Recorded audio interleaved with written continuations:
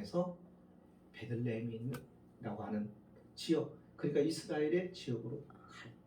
근데 거기에는 그 사이는 아주 깊고 지금 말하면 그랜드 캐년 같은 그런 협곡이 자리 잡고 있어요. 그 아르논 골짜기라고 하는 협곡이. 근데 거기를 지나가야 돼요. 두 여인이. 그러니까 생명을 건 모험을 시작하는 거예요. 룻은 매력이 있다고 한다면 성경에 어디에도 그가 어떻게 생겼다는 말이 없어요. 아브라함의 아내 사레 같은 경우는 굉장히 미인이었다라고 얘기해요. 가끔 성경이 그런 표현을 하는데 룻에 대해서는 외모에 대해서 전혀 말하지 않아요. 근데 룻이 가지고 있는 매력은 뭐였냐면 그의 마음에 사랑이 가득했어요. 이 룻이 가지고 있는 매력. 그래서 룻이 복을 받아요. 여러분, 어버이날에 우리가 효를 생각합니다. 효도를 생각합니다. 근데 효도의 가장 핵심이 뭐냐면 사랑이에요. 뭘 잘해 드리는 게 효도가 아니에요. 전에도 말씀을 드린 기억이 나요. 어떤 사람이 목사님 왜 하나님을 안 믿는 게 죄입니까? 그래요. 죄요. 죄 중에 가장 무서운 죄예요. 그러니까 다른 죄를 지으면 죄를 짓고 회개하고 돌아설 수도 있고 그리고 그 죄 지었다고 지옥 가고 그러지는 않아요. 그죠? 그러나 하나님을 믿지 않으면 지옥에 가는 거예요. 예수를 믿지 않으면 지옥에 가요. 왜요? 그만큼 그 죄가 크고 무거운 죄이기 때문에. 보세요. 하나님을 믿지 않는다는 것은 하나님을 필요 없다는 거예요. 내가 하나님 없이도 살고 나 하나님 의지하지 않고도 살 수 있다는 얘기예요. 그죠? 하나님을 인정하지 않는 거예요. 여러분, 우리가 부모를 인정하지 않는 것처럼 가장 큰 불효는 없어요. 부모에게 때때로 우리가 연약함 때문에 소홀히 할 수도 있어요. 우리가 필요를 공급해드리지도 못하고 잘 섬기지도 못하고 여러 가지 바쁜 일 때 잘 못해드리는 게 있어요. 그러나 우리의 마음 가운데 항상 뭐를 놓치면 안 되느냐면 공경하는 마음, 존귀하게 여기는 마음, 그리고 사랑하는 것, 그리고 그 부모님을 존중하고 인정해드리는 것. 그 마음은 무너지면 그 다음에 모든 행위는 아무리 잘해도 그거는 효도가 아니에요. 왜요? 그 마음에서부터 그를 인정하지 않기 때문에. 그게 굉장히 중요하고, 사람은 마음에 무슨 마음을 품느냐에 따라서 행동이 나오기 때문에. 우리가 신앙생활하는데도 마찬가지예요. 우리가 종교적인 열심을 가질 수도 있고 많이 그렇게 열심을 내서 하나님 앞에 막 인정받고 싶은 마음이 있어도 여러분 인정 못 받는 사람이 엄청 많습니다. 왜요? 중요한 게 빠져 있어요. 그게 뭐냐? 사랑이 빠져 있어요. 사랑은 안 해요. 하나님은 인격적 존재입니다. 인격적 존재는 관계 속에서 굉장히 중요한 게 뭐냐면 사랑이에요. 사랑이 왜 중요하냐면 여러분, 사랑이 없는 관계를 유지하면요, 여기에는 거짓이 있고 위선이 있고 많은 것들이 따라, 그러니까 진정성이 없는 거예요, 관계가. 그러나 사랑이 들어가면 거기서부터 뭐가 나요? 진정성이 생겨요. 진실해져요. 그러니까 거짓된 사랑을 말하는 게 아니에요. 위선된 사랑을 말하는 게 아니에요. 진정한 사랑이요. 사랑이 들어가면 여러분 진실해집니다. 그렇지 않아요?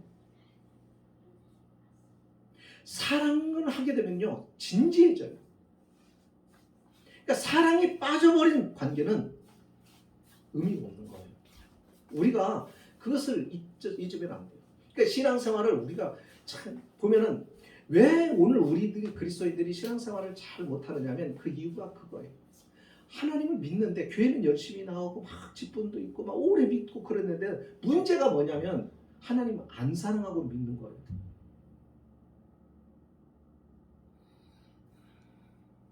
그러니까 사랑이 없는 것은 믿음의 형식은 가지고 있고 믿음의 모양은 나타나지만 그게 믿음이 아닌 거예요. 우리가 인격적 존재끼리도 그렇잖아요. 저 사람이 나를 정말 사랑해서 하는 말이면요, 그 사람의 책망도 달게 들어요. 그러나 사랑하는 마음이 아닌 경우는 듣기 싫은 거예요. 굉장히 이건 중요한 거예요. 우리가 아이들을 키우면서도 그래요. 엄마는 왜 내 말을 안 들어? 그러니까 교훈을 해도 소용없어요. 엄마는 나를 사랑해서가 아니라 체면 때문에 나한테 말하는 거예요. 동네 사람이 엄마 친구가 나를 어떻게 볼까봐 그것 때문에 말하는 거지. 나를 정말 사랑해서 말하는 게 아니야. 나를 존중해서 말하는 게 아니야. 그러면은 안 듣습니다. 아무리 좋은 말이라도. 우리는 그런 거예요. 그런 인격적 존재를 가지고 있어요. 그러니까 우리가 서로가 존중하는 게 뭐냐면 사랑하는 거예요. 사랑으로 말하고 사랑으로 함께 일하고 사랑으로 하면 그것이 아무리 힘들고 고달픈 것이라도 감수를 하고 그걸 극복해내는 거예요. 신앙생활도 똑같아요. 그래서 믿음 생활에서 가장 주님이 중요하게 생각한 게 뭐냐면 사랑하냐. 예수님께서 십계명을 율법을 딱 정의를 내려주셨잖아요. 하나님 사랑, 이웃 사랑. 그러니까 그것을 하나로 말하면 사랑인 거예요. 사랑이 빠진 믿음은 믿음이 아닌 거예요. 사랑이 빠진 종교적 행위는 그거는 종교적 행위에 불과한 것이지 그거는 구원하는 믿음이 아니에요. 전부 다 잘못하는 거예요. 그래서 우리가 신앙생활 할 때 또 마찬가지고 우리가 사람과의 관계 속에서도 마찬가지. 우리가 가족 간의 관계에 있어서 특별히 부모와 자식의 관계에 있어서 정말 중요한 게 뭐냐면 사랑. 사랑함으로 관계를 유지해야 돼요. 네. 형식적으로 하면 큰일 나요. 오늘 본문을 보십니다. 룻은 사랑의 사람이었습니다. 사랑이 내가 이 사랑을 누구에게 줄 수가 있고 이 사랑이 나로부터 나오려고 하면요. 이 사랑이 내가 담고 있는 사랑을 담고 있는 이 그릇에 채워져만 있어가지고는 안 됩니다. 이 사랑이 넘쳐 나와야 돼요. 주체할 수 없이 흘러 나와야 되는 거예요. 그게 사랑이 되는 거예요. 그게 사랑으로 전달이 되는 거예요. 그래서 그 사랑을 상대방이 느낄 수가 있는 거예요. 그러니까 사랑은 넘쳐 흘러야 돼요. 내 안에서 넘쳐서 나와야 되는 거예요. 적당히 있어가지고는 안 되는 거예요. 사랑이 있게 되면은 여기서 잘할 수 있는 대로 버려요. 자, 룻이 뭘 버리는가 보세요. 그는 고향을 버려요. 자신의 가족도 버려요. 그리고 시어머니 나오미를 따라가겠다. 그러면 누구도 버려요? 친구도 버리는 거예요. 심지어는 그가 믿었던 모압의 종교 신앙을 버려요. 사랑이 그런 거예요. 사랑하면 그 사랑의 대상 때문에 그 사랑의 대상을 함께하기 위해서 내가 가지고 있던 것, 누렸던 것, 그나마 있었던 모든 것들을 버릴 수 있게 되는 거예요. 그래서 사랑이 위대하다고 말하는 것이고 그래서 사랑이 의미가 있다는 거예요. 예수님 보세요. 예수님은 우리를 사랑해서 뭘 버리신 거예요? 하늘에서의 천사들의 찬송과 천사들의 경배와 그 존귀함을 다 어떻게 버리시고 오신 거예요. 그러니까 사랑은 가만히 보면은 허비하는 거예요. 낭비하는 거예요. 예수님 앞에 마리아가 옥합을 가지고 와서 예수님의 그 옥합을 깨트려서 그 향유를 다 부어버렸어요. 그 옥합의 가치가 굉장히 비싼 값이었어요. 노동자가 1년 이상을 일을 해야 겨우 그 옥합 하나를 구입할 정도의 연봉이에요. 연봉의 값이 들어갈 만큼 그렇게 비싼 거. 그러자 그 광경을 봤던 제자 중에 한 사람이 뭐라고 해요? 이 여인을 꾸짖으면서 뭐라고 하냐면 왜 허비하냐고 그래요. 그래서 가난한 자들을 위해 써야지 왜 허비하느냐. 예수님이 책망을 합니다. 그 허비한다고 책망했던 제자가 누구예요? 가룟유다. 그러니까 사람이 이게 위선적인 거예요. 자기는 주님을 그렇게 사랑하지 않은 거예요. 그러나 마리아는 사랑한 거예요. 마리아는 예수님을 사랑했기 때문에 그 사랑 때문에 어떤 거예요? 자기의 그 가장 소중하고 가치 있는 것을 그냥 한 번에 깨트려 버린 거예요. 이게 사랑이에요. 그러니까 우리가 사람이 진짜 사랑할 줄을 모르면은 안 돼요. 우리가 살아가면서 사랑이 뭔가를 한번 알고 우리 진짜 사랑을 하면서 한번 살아봐야 돼요.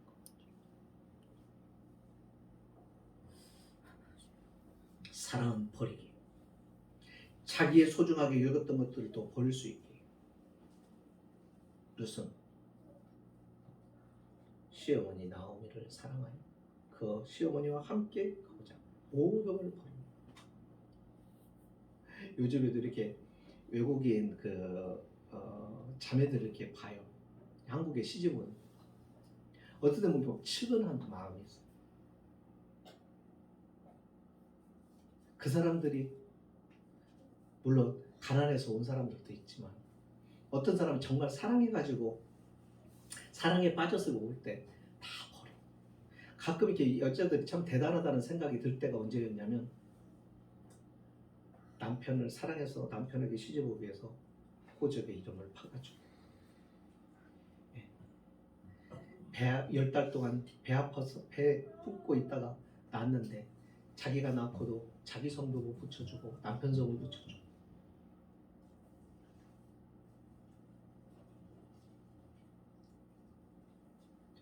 그러니까 남편들이 잘 해야 되는 건 당연한 건데 이 남자들이 그걸 참 못해.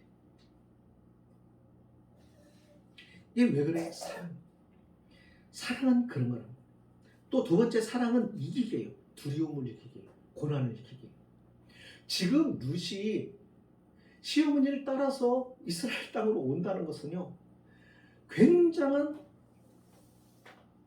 고난과 두려움을 있는 거예요. 이것을 극복하는 거예요. 지금처럼 이민 자유롭게 할 수 있는 것도 아니고 그 당시에는 어느 나라든 그렇지만 이 종교라고 하는 것이 굉장히 적응하기 힘들어요. 그리고 문화 자체가 달라요. 문화와 종교는 아주 긴밀한 관계 있어요. 여러분 우리가 아랍 가서 산다는 것이 쉬운 거 아니에요. 그러니까 이 모든 것 전혀 모르는 세계예요. 미지의 세계예요. 단 한 번도 살아본 적이 없었던 곳에 가는 거예요. 단지 누구를 따라가는 거예요? 나오미를 따라가는 거예요. 문화도 풍속도 다 다르고 언어도 달라요. 외로워 혼자예요. 자기 나라 사람이 있는 것도 아니에요. 거기는 모압 사람이 한 사람도 없어요. 근데 갈 수 있는 용기가 어디서 나와요? 사랑이다. 근데 생각해 보세요. 시어머니만 사랑해서 그렇게 갈 수 있었을까? 그럼 그런 생각 하세요? 전 여기서 놀라운 걸 하나를 발견합니다. 그게 뭐냐면 룻이 하나님을 알았어요. 기생 라합 아시죠? 기생 라합이 자 이스라엘 백성들이 그 가나안 땅에 이제 들어오기 때 여리고 성에 여인이 살고 있었습니다. 근데 그 여자가 정탐꾼들을 숨겨주면서 그 정탐꾼들에게 뭐라고 얘기하냐면 다 들었다. 너희 하나님이 너희를 인도하실 때 어떠한 역사를 이루었는지 너희가 애굽에서 어떻게 나왔으며 어떻게 여기까지 인도함 받았으며 너희와 만나서 싸우는 적들마다 다 어떻게 되었는지를 우리가 다 들었다.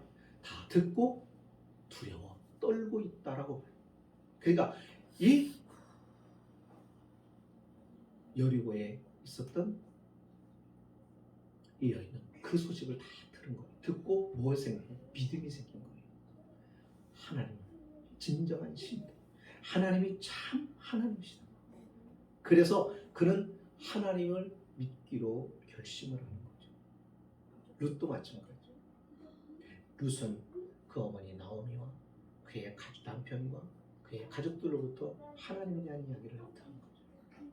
그리고 그는 하나님을 사랑했기 때문에 하나님을 사랑하는 믿음을 가지면서 그 다음에 나오미와 함께하기로 결심하고 모든 것을 버리고 두려움도 극복하고 그걸 다 이겨내고 베들레헴으로 돌아옵니다. 하나님은 그걸 보시는 거예요. 하나님은 우리에게 다른 거 안 봐요. 네가 재산이 얼마인지, 얼마나 똑똑한지, 많이 배웠는지, 학벌이 뭔지, 얼마나 경험이 많아서 사람들에게 많은 걸 가르쳐 줄 수 있다. 아무 필요도 없어요. 하나님이 보는 거는 딱 하나예요. 그게 뭐냐면 믿음이죠. 근데 그 믿음이 뭐라고 그랬어요? 아까 사랑이 있는 믿음. 그러니까 사랑이 없으면 믿음이 아닌 거예요. 주님을 사랑하는 마음 하나만 있으면요, 두려움도 이깁니다.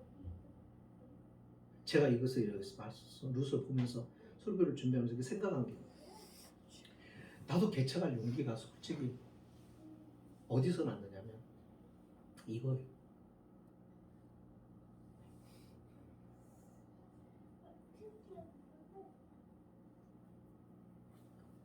50이 넘어서 개척하는 사람 없어요. 많지 않아요. 이거 보세요. 우리 살아가는, 우리 이렇게 열악해요. 이렇게 부족해요. 그런데 견디고 버티는 거 보세요. 여기에 월세가 얼마나, 보증금이 얼마가 들어요. 생활하려면 어떻게 해요?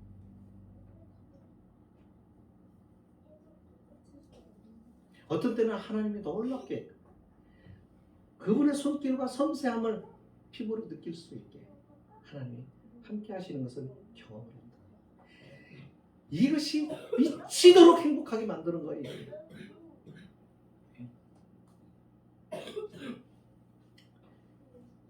하나님을 사랑하면 버릴 수 있어야 돼요. 이게 진짜 믿음이에요. 두려움도 극복할 수 있어요. 이게 진정한 믿음을 가진 사람의 모습이에요. 사랑이에요. 사랑. 하나님을 사랑하면 그게 가능하다.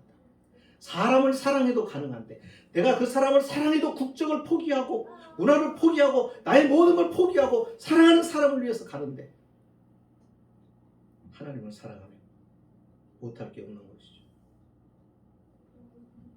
하나님은 이 루스의 이와 같은 모습을 보신 거예요. 그래서 그 루스의 인생 가운데 하나님이 찾아오시고 그의 삶에 하나님이 섭리해 주세요. 그래서 루시 누구를 만나요? 보아스를 만나요. 보아스를 만나요. 보아스를 만날 수 있는 조건과 자격이 안 되는 사람이지만, 그러나 보아스를 하나님이 자연스럽게 만나게 하십니다. 오늘 말씀이 그거예요. 하나님께서 어떻게 그를 인도하시는가 보세요.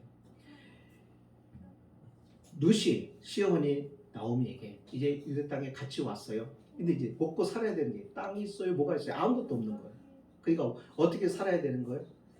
농사지은 땅에 추수를 하고 마치 그때 보리를 거둘 때, 그러니까 그 거둘 때 어떻게 추수하는 곳에 가서 추수를 다 하고 곡식을 베어라고 한 다음에 이삭들이 떨어져 있는 것을 그걸 주워다가 그걸 가지고 배를 채워야 하는 거예요.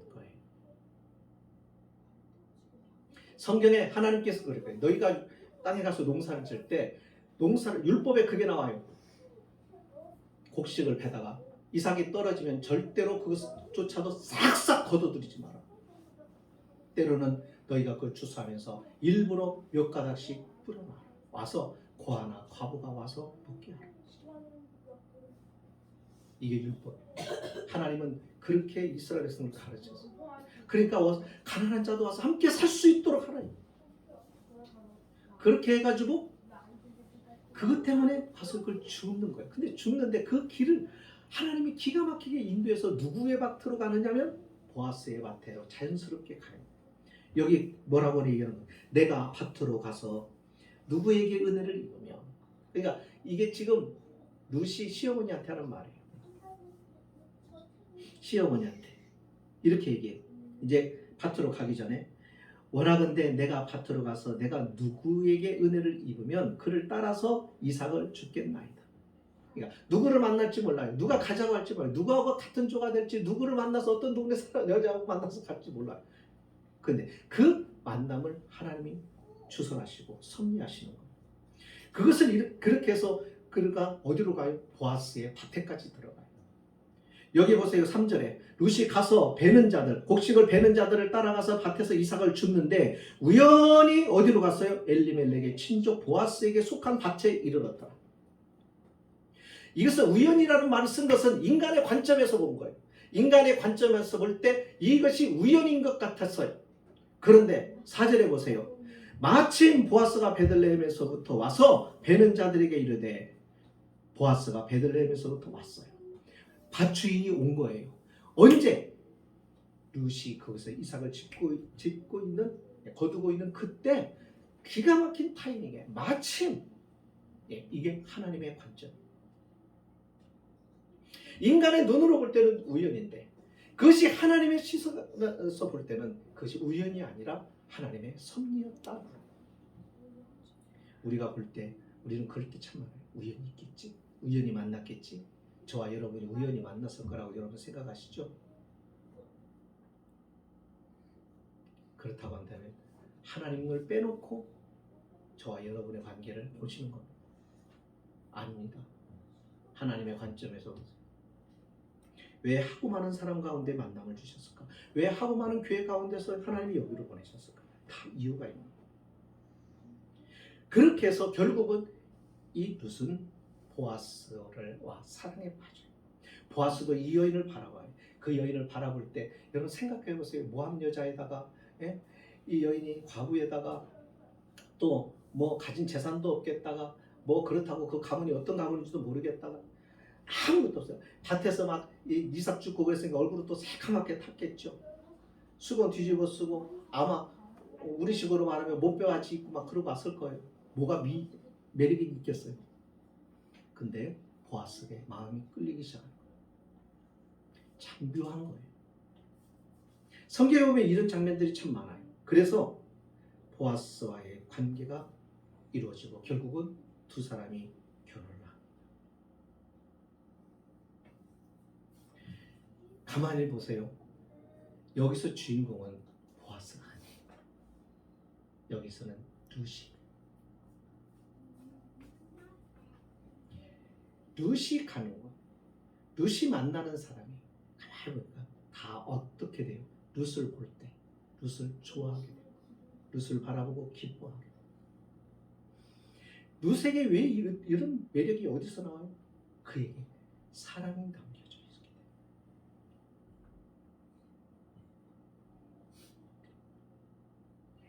말씀을 맺을게요. 오늘 이 말씀은 룻기에 있는 모든 내용은 간단히 말하면 이거예요.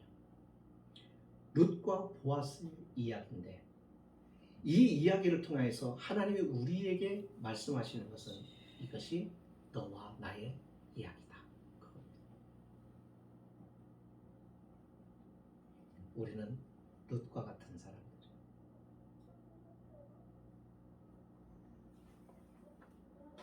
보아스는 하나님을 상징해요. 이렇게 하나님과 우리가 만난 거예요. 이런 섭리 속에서 우리가 하나님과 함께하게 된 거예요. 아까도 말씀을 드렸죠.